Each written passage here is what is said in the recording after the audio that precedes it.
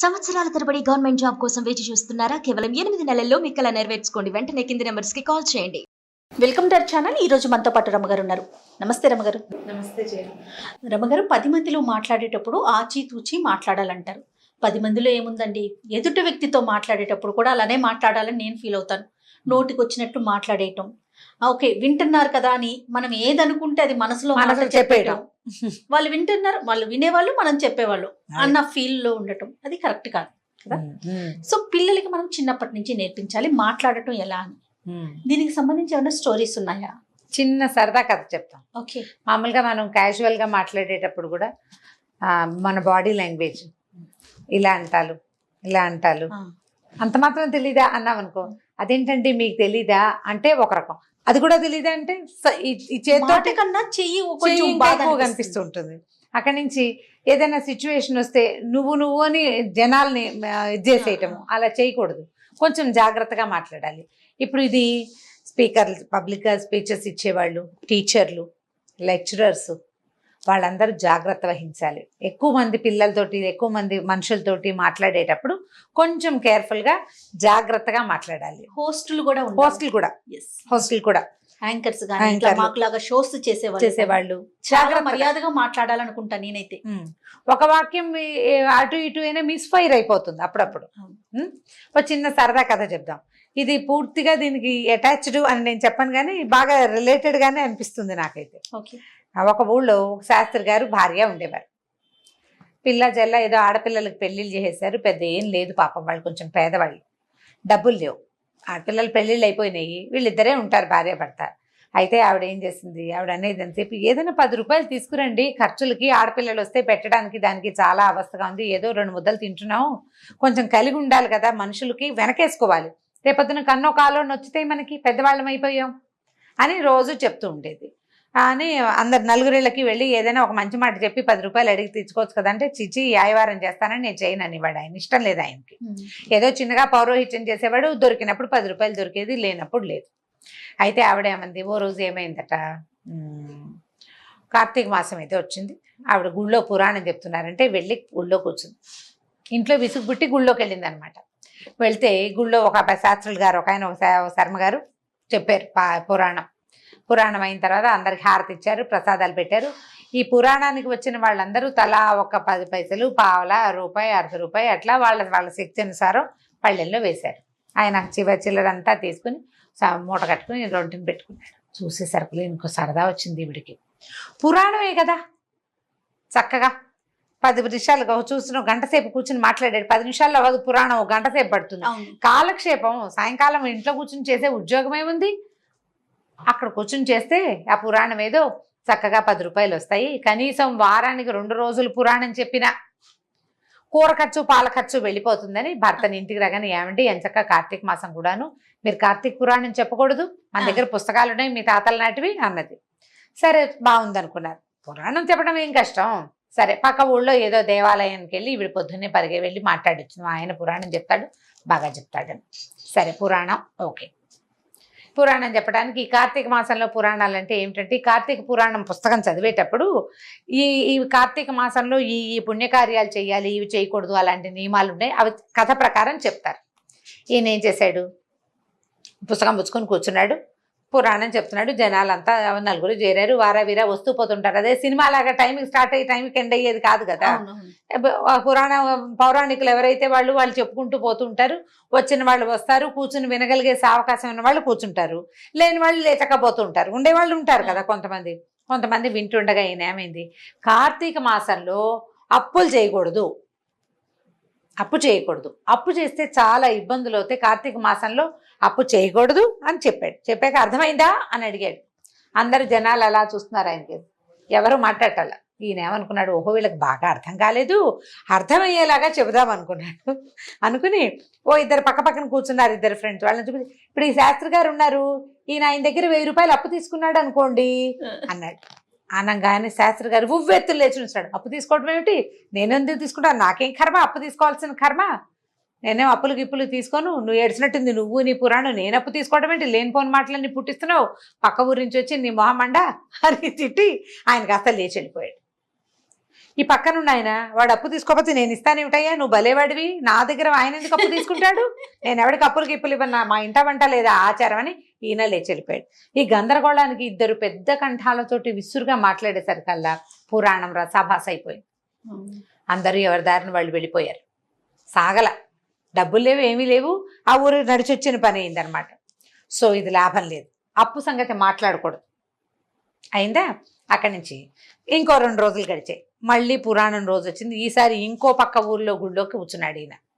భార్యమణి కూడా వచ్చింది. ఈయన సరిగ్గా చెప్పట్లేదు, ఏదో తేడా చెప్తున్నాడు. కొంచెం హెచ్చరించచ్చు కదా, భార్యలు ఉంటే ఏం చేస్తారు, కళ్ళతోటి సైజ్ చేస్తారు, వద్దని అవునని. ఏదైనా ఎవరింటికైనా వస్తాము అని భర్త చెప్పేశాడు అనుకో, భార్య దూరం నుంచి కళ్ళతోటి వద్దు అంటే ఇప్పుడు కుదరదులేండి అని చెప్తారు. సహజంగా జరిగేదే కదా, నువ్వు నవ్వుతావు ఎందుకు? ఇది జరిగేదే కాదా? ఖచ్చితంగా ఏదైనా ఎస్ అనేటప్పుడు వైఫ్ ఎక్కడుందో చూడకుండా నా అంతటి నేనే మోనార్క్ని అని చెప్పగలిగే వాళ్ళు ఎంతమంది ఉంటారు చూద్దాం. చూడాలి. ప్రతి వాళ్ళు చాలా మంది కనీసం ఆ భార్య కేసు చూసి ఆవిడ ఒప్పుకుంటుందో ఒప్పుకోదో, లేదా భార్యామణులు భర్తల కేసు చూసి అవును కాదు ఏమనుకుంటారు, ఒకళ్ళతో ఒకళ్ళు కళ్ళ భాష ఖచ్చితంగా భార్య భర్తలకి వచ్చి తీరాలన్నమాట. ఈవిడ పాపం సైగ చేద్దాం అనుకుంది కాంతమ్మ గారు, అందుకని వెళ్ళింది. వెళ్ళేసరికల్లా ఏమైంది, పురాణం మొదలైంది. ఆయన చెప్తున్నాడు, రసకందాయంలో పడింది కదా. అప్పుడు దానం చాలా మంచిది. కార్తీక మాసంలో దానం చేయాలి. దానం చేయటం అంత ఉత్కృష్టమైన వ్యవహారం ఇంకొకటి లేదు.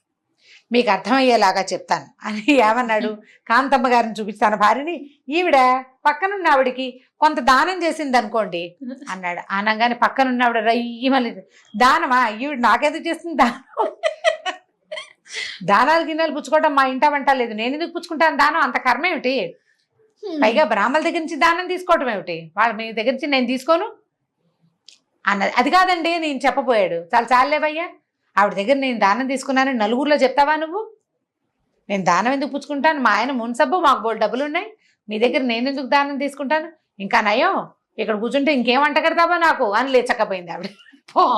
ఆవిడ వెళ్ళగానే మున్సబ్ గారు పెళ్ళాము, అందరూ కూర్చొని కథ వింటే ఆవిడేమనుకుంటుందో, కొంతమంది లేచి వెళ్ళిపోయారు. ఈ లోపల ఏమైంది, ఒకళ్ళు ఉవ్వెత్తుని లేచి మాట్లాడారంటే అంత హడావిడి అయిపోతుంది కదా, దాంతో జనాలంతా సర్దుకున్నారు. ఇది కూడా లాభం లేదు. సరే ఈవిడేమంది, ఏమండి మీరు దానాలు బట్టి కూర్చి అప్పులు దానాలు మాట్లాడద్దు, అప్పొద్దు దానం వద్దు, ఇంకో సంగతి చెప్పండి, మంచి సంగతి ఏదైనా. సరే, 3వ పురాణం 3వ రోజు అక్కడ ఇంకో గుళ్ళో అదే ఊళ్ళో ఇంకో గుళ్ళో కూర్చున్నారు. ఈయన కార్తీక పురాణం చెప్తాను. అర్చకుడు దేపోయింది, పురాణం చెప్పేవాళ్ళు ఎవరో ఒకళ్ళు చెప్పుకుంటారు, వాళ్ళు వీళ్ళు ప్రసాదాలు పట్టుకొస్తారా, అంత ప్రసాదం ఎత్తి పౌరాణికుడి చేతిలో పెడితే సరిపోతుంది, అయిపోతుంది. పురాణ కాలక్షేపాలు అలాగే జరుగుతాయి. మరి సరే బాగానే ఉంది. కూర్చున్నాడు. భార్యమణి రాలేదు, ఆవిడకి విసుగు పుట్టింది, ఈ గోల ఎందుకు వచ్చింది అని. సరే, ఇప్పుడు 3వ కథలోకి వచ్చిన తర్వాత హత్య, బ్రాహ్మణ హత్య చాలా చెడ్డది. బ్రాహ్మణ హత్య చేసిన వాడికి బ్రహ్మహత్యా పాతకం చుట్టుకుంటుంది.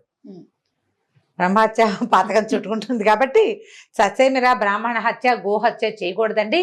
మీకు అర్థమయ్యేలాగా చెప్తాను. ఇప్పుడు ఈయన ఇద్దరు పక్క పక్కన కూర్చున్న బ్రాహ్మణులు చూపించి ఈయన్ని చంపాడు అనుకోండి అన్నాడు ఆనంగానే. జనాలందరూ తెల్లబోయారు, ఏమిటి ఈయన చంపుతాడని. ఈ 2 ఆయన నన్ను చంపటం ఏమిటి, నేను చంపటం ఏమిటిరా నాయనా, నేను చంపటం ఏమిటి, నిన్ను చంపుతాను ముందురా, నేను వీడిని చంపానని నలుగురిలో చెప్తావా, చచ్చిపోవడానికి నేనే దొరికేంటయ్యా నీకు, ఇంకోటి పేరు చెప్పవు అని 2వ ఆయన. ఇద్దరు కలిసి హోరీ పొట్టాడుకున్నారు. ఈ కామయ్య గారిని ఊళ్ళో వాళ్ళంతా తగిలేశారు. వీడు ఎంతసేపు పక్క వాళ్ళ పేరు చెప్తూ ఉంటాడు, ఈయనకి పురాణం చెప్పడం రాదు, ఇంకోసారి ఈయన పురాణాన్ని కనుక కూర్చున్నాడో అని గుళ్ళో అర్చకుడిని తిట్టారు. ఈయన కూడా 2 అక్షంతలు పడ్డాయి. అప్పటి నుంచి ఈయన అబ్బాయి ఇది మనకు చేతైన పని కాదు, మనకి చేతైన పని చేసుకోవాలి, నీకు వివరంగా చెప్పడం రాదు అంటే ఎలా అండాలి చేయాలంటే ఏదైనా ఒక మాట చెప్పేటప్పుడు అవతల వాళ్ళకి తగలాలి, తగలకూడదు, దెబ్బ కొట్టాలి, వాత పడకూడదు, ఆకి అందకుండా పోక్కి పొందకుండా కథ చెప్పాలన్నమాట. మళ్ళీ వాళ్ళకి వీళ్ళకి డిస్టర్బెన్స్ వస్తే కష్టం కదా, కథ చెప్పడం చేత కావట్లేదు. ఎప్పుడైతే మనం ఇలాగ ఎవరినైనా ఒకళ్ళని ఉద్దేశించి మాట్లాడతామో వాళ్ళు రియాక్ట్ అయ్యే అవకాశం ఉంది మరి కదా. కేర్ఫుల్గా మాట్లాడడం చేత కావాలి. నాకు వస్తుందో రావట్లేదో మరి, చాలా బాగా నాకు కూడా రావాలి, ఇంకా కొంచెం నేర్చుకోవాలి. ఎవరైనా సరే కేర్ఫుల్ గా మాట్లాడడం, ఒకళ్ళని ఉద్దేశించి మాట్లాడకుండా ఉండటం మనం నేర్చుకోవాలి. సందర్భాన్ని మన చేతిలో పెట్టుకోవాలి, జాగ్రత్తగా మాట్లాడాలి. ఒక చుక్క ఉందనుకోండి, చుక్క చుట్టూతా ముగ్గేసుకుంటూ రావాలి, చుక్కను ముట్టుకోకూడదు. చుక్కని ముట్టుకోకుండా దానికి ఇప్పుడు చుక్కల ముగ్గులు ఉంటాయి కదా జయ, చుక్కని చుక్క టు చుక్క కలపడం ఒక ముగ్గు, చుక్క చుట్టూతా ముగ్గు పెట్టడం ఒక కళ. నాకు చుక్కతో చుక్క కలపటం వచ్చండి, చుక్క చుట్టూ అయితే చుక్క చుట్టూ మెలికల ముగ్గులు ఉంటాయి, ఇలా ఇలా ఇలా ఫ్లవర్స్ లాగా గోల్డ్ అని మెలికల ముగ్గులే, దాని పేరే మెలికల ముగ్గులు. చుక్కలుంటే చుక్కల్ని అనుసంధానం చేసుకుంటూ తిప్పుతారు, చుక్కని ముట్టుకోరు. చుక్కలు కనపడుతుంటాయి క్లియర్. అవునవును అవును, నేను చూసానండి. చుక్కలు కలిపే ముగ్గు ఒకటి, చుక్కల్ని చుట్టూతా చేసేదన్నమాట. మనం పబ్లిక్ లో మాట్లాడేటప్పుడు, ఇతరులకు ఏదైనా చెప్పేటప్పుడు కేర్ఫుల్ గా, అసలు విషయాన్ని పీకి పాకం పెట్టకుండా జాగ్రత్తగా మాట్లాడాలి. మీ పద్ధతిలో ఒళ్ళు దగ్గర పెట్టుకొని, ఒళ్ళు దగ్గర పెట్టుకుని మాట్లాడాలి. ఒళ్ళు వదిలేసామా దొరికిపోతూ ఉంటాం. ఒళ్ళు వదిలి పెట్టకూడదు, కేర్ఫుల్ గా మాట్లాడుకోవాలి, సందర్భానికి తగినట్టుగా.